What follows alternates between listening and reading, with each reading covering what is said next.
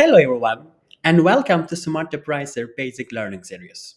Today we are going to learn how we can create a product tag from SmartRepricer. So let's get started. From SmartRepricer dashboard, click Settings and click Product Tags.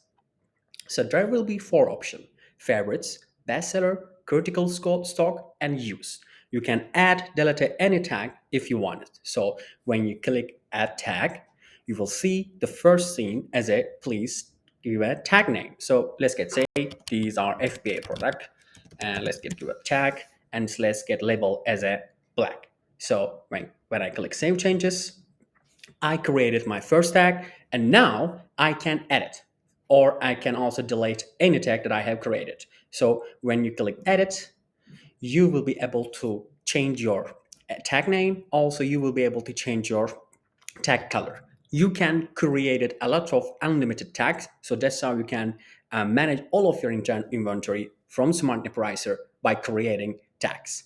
That's all. We will be coming up with much more new video about SmartRepricer basic learning series.